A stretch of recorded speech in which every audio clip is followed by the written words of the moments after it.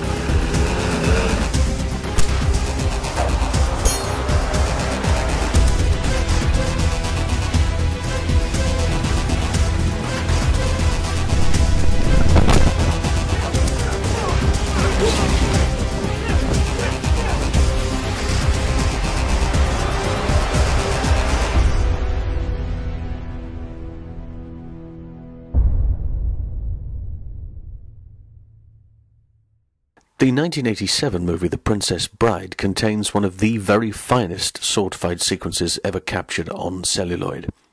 Carrie Eulis and Mandy Patinkin learned to fence both left and right-handed for the film, reportedly spending all their free time during the production practicing with fencing instructors Bob Anderson and Peter Diamond, and with each other. They actually performed all the fencing in the sword fight sequence, although stunt double Andy Bradford was used for the two somersaults. Here is a look at how that was done. You seem a decent fellow. I hate to kill you. You seem a decent fellow. I hate to die. Neither Carrie nor Mandy had any experience sword fighting. I know they killed themselves to learn. It was shocking. I'd never seen actors work that hard. Most of the time, they don't have to. We looked at scenes of sword fights, and we find the most difficult parts, and we turn to Peter and go, can we do that? Is that possible? Are we good enough to be able to do that? The initial sword fight was the thing that impressed me because it was described as the greatest sword fight since Errol Flynn and Burt Lancaster. I've worked with both of these people, so it was a great challenge to me. It's hard. I did a lot of research and bought books on fencing and got the names right and the defenses right. You're using Bonetti's defense against me, huh? I thought it fitting, considering the rocky terrain. And that I knew my job was to become the world's greatest sword fighter, and that's what I needed to do 24/7. 1, 2. You're amazing. It ought to be after 20 years. And luckily, there were no injuries. Every single frame of actual sword fighting is done by Carrie and Mandy. I hold that sword fight up to any scene you will ever see in any Douglas Fairbanks movie.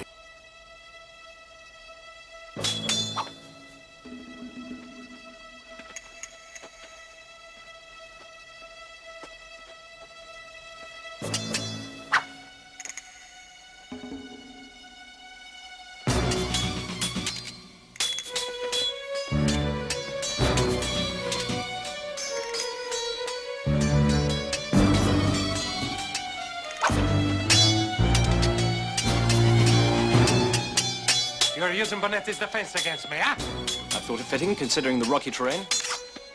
Naturally. You must expect me to attack with Capaferro. Naturally. But I find that Tybalt cancels out Capaferro. Don't you? Unless the enemy has a study, he's a gripper. Shachav.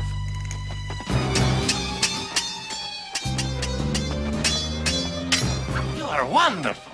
Thank you. I've worked hard to become so. I admit it, you are better than I am.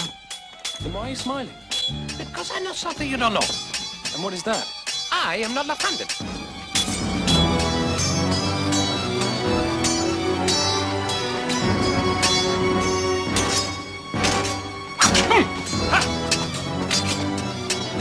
You're amazing. I ought to be after 20 years.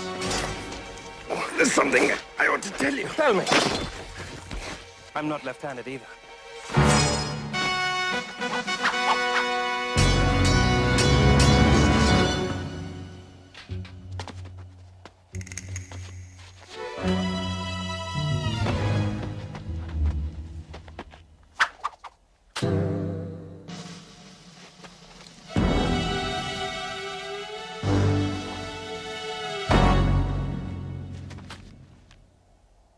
Who are you? No one of consequence. I must know. Get used to disappointment. Okay.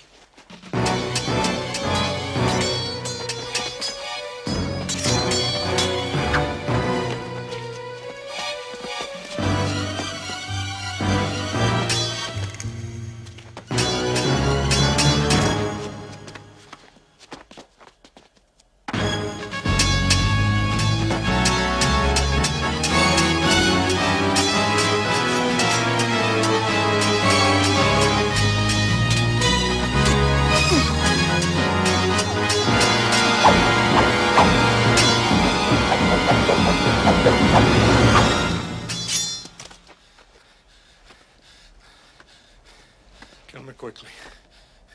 I would soon destroy a stained glass window as an artist like yourself.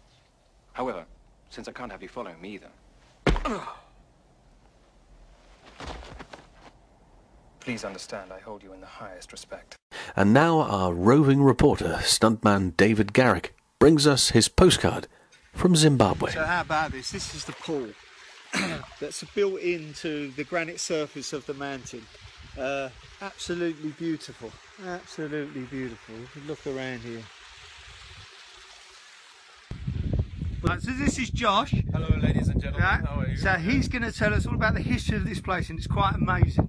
Off you go, Josh. Well, this is Rhodes's grave up here, the gravesite of Cecil John Rhodes, who was born in 1835 and died in 1910. He died the richest man in the world. We're here in Matopus, Zimbabwe. He was a British colonizer, politician and mining magnate. And he's buried on this place that he called a view of the world here in Matopus.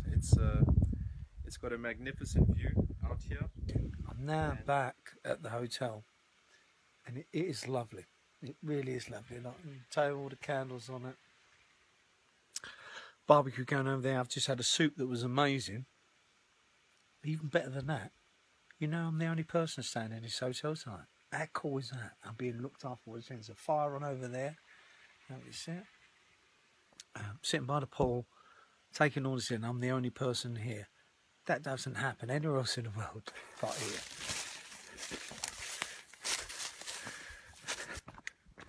I thought I'd come for a little hike in the bush to get an idea of this place and climb some of these mountains here.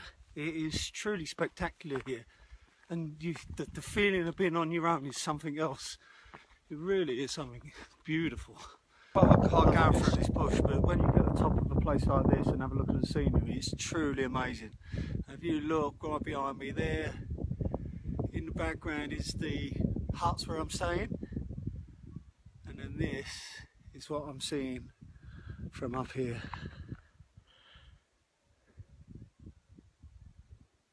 The silence is mesmerising. It is so gorgeous, you know there's no one out there. Truly beautiful place. It really is something stunning here.